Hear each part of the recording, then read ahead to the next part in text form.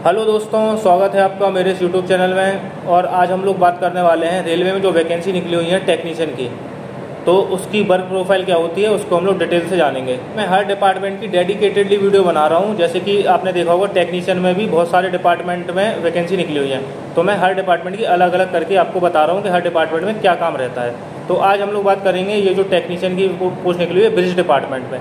ये जो bridge department है इसका काम क्या होता है, अगर आप एज अ टेक्नीशियन जाते हैं इस डिपार्टमेंट में तो आपको क्या काम करना होगा।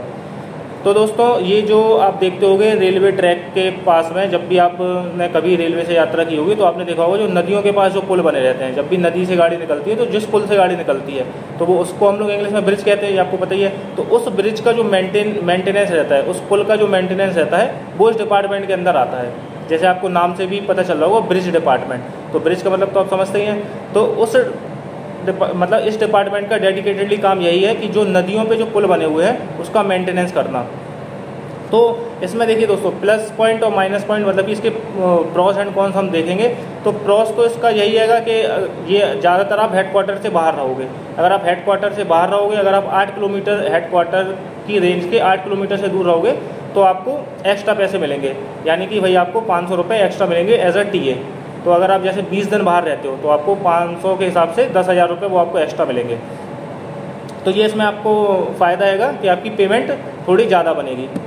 और इसका नेगेटिव पॉइंट यही है कि आपको बाहर हेडक्वार्टर से बाहर ही रहना पड़ेगा, यानी कि आपको उस पुल के पास ही रहना पड़ेगा। जहाँ पे भी आपका ब्रिज होगा, जिस भी ब्रिज के पास में आपकी ड्यूटी लगेगी, आपको उस ब्रिज के पास ही रहना पड़ेगा।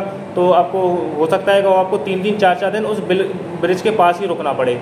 कभी कभी मेंटेनेंस का काम इतना ज़्यादा हो जाता है कि आपको घर आने की भी परमिशन नहीं मिलती है। अगर आपका घर पास में है 5-6 किलोमीटर की रेंज में तो आप फिर भी जा सकते हो, लेकिन अगर आपका घर दूर है थोड़ा सा, जैसे आपको 30-35 किलोमीटर दूर है आपका घर, तो फिर आपको घर आने की परमिशन नहीं मिलेगी, आपको वहीं पर रुकना पड़ेगा। हालांकि वहाँ पे रुकने के लिए फैसिलिटीज़ रहती है, लेकिन उतनी भी अच्छी नहीं रहती है फैसिलिटीज़।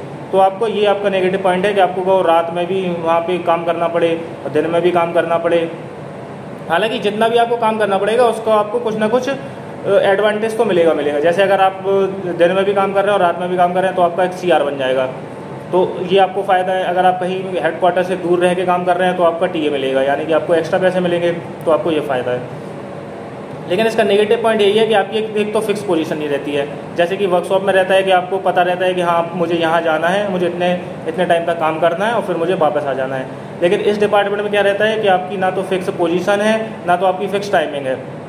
जनरली तो आपकी फिक्स टाइम रहती है, लेकिन कभी कभी ऐसा होता है, कभी कभी क्या हो सकता है कि महीने में 10-15 दिन ऐसा हो जाए कि आपको बाहर ही जाना पड़े। तो इसीलिए इस डिपार्टमेंट को बहुत कम लोग ऑप्ट करते हैं, जिनको पता रहता है। जिनको नहीं पता रहता है तो फिर वो तो कुछ भी ऑप्ट कर लेते हैं, कहीं से ही फॉर्म भर देते हैं। तो हमारी सबसे पहली प्रायोरिटी तो ये होनी चाहिए कि हमें घर के पास ही फॉर्म भरना चाहिए। अगर आपको वीडियो इन्फॉर्मेटिव लगती है तो आप इस वीडियो को लाइक कर सकते हैं और मेरे चैनल को सब्सक्राइब कर सकते हैं और अपने दोस्तों के साथ शेयर कर सकते हैं। और दोस्तों, अगर आपका कोई भी डाउट रहता है किसी भी पोस्ट से रिलेटेड तो आप कमेंट में पूछ सकते हैं, मैं आपका रिप्लाई